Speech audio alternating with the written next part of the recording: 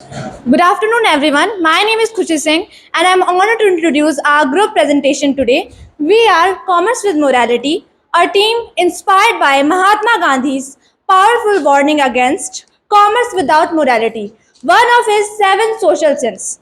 This principle reminds us that business, when separated from ethics, can become a force of exploitation rather than empowerment. So, now let me introduce our team.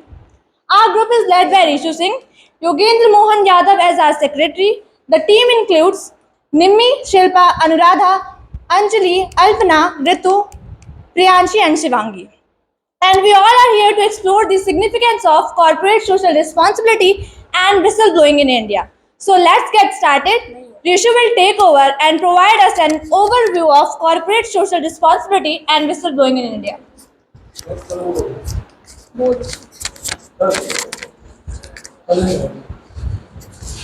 Good afternoon everyone, my name is ratio Singh and आज का हमारा topic है CSR. CSR इसका full form होता है corporate social responsibility.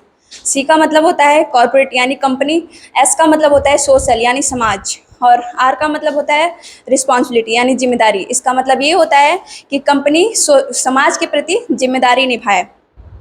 Company अपने profit में से कुछ हिस्सा समाज के लिए लगाती है, जैसे हॉस्पिटल बनवाती है, कॉलेज बनवाती है, स्कूल बनवाती है, पेड़ लगवाती है इत्यादि। इससे क्या होता है, इससे कंपनी का इमेज भी बिल्ड होता है और सोसाइटी में मदद मिलती है। आज के समय में हर बड़ी कंपनी का सीएसआर एक इम्पॉर्टेंट पार्ट बन चुका है, जिससे सोसाइटी और बिजनेस दोनों का डेवलपमेंट होता है। इसी के चलते मैं कुछ कंपनी के उदाहरण देना चाहूँगी, जैसे रिलायंस कंपनी गरीबों की मदद करती है, और Tata group company hospitals, college, school भी बनवाती है, और इन्फोसिस फाउंडेशन जो है वो इन्वायरमेंट और एजुकेशन दोनों में मदद करती है। Thank you. I would invite. Thank you Rishu. आइए आज हम बात करेंगे हिस्ट्री ऑफ सीएसआर के बारे में।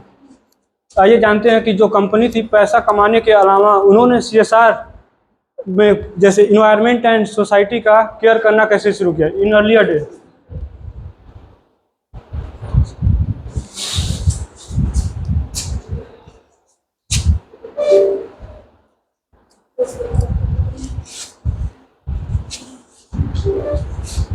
इन अर्लियर डे प्राचीन समय में क्या था, जो बिजनेसेस थे उन्होंने केवल उनका सिंपल सा गोल था, भाई व्यापार करो, ट्रेड करो और प्रॉफिट कमाओ।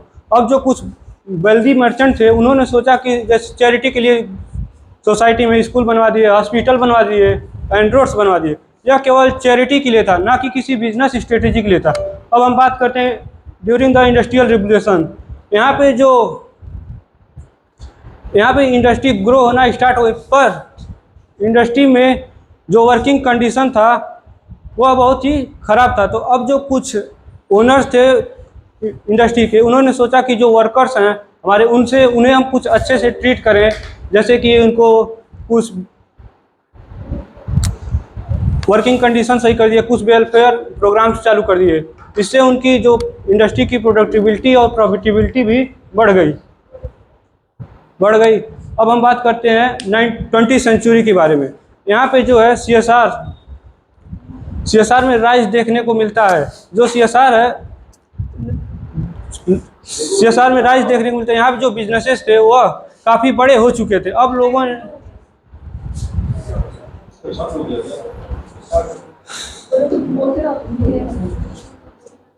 यहाँ पे बिजनेसेस काफ़ी बड़े हो चुके। अब लोगों ने आवाज़ उठाना शुरू कर दिया कि भाई आप जिम्मेदारी लें कि जो आपकी वजह से इम्पैक्ट पड़ रहा है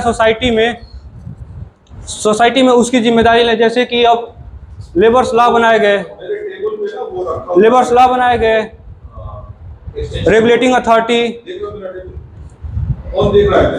welfare programmes, fair wages and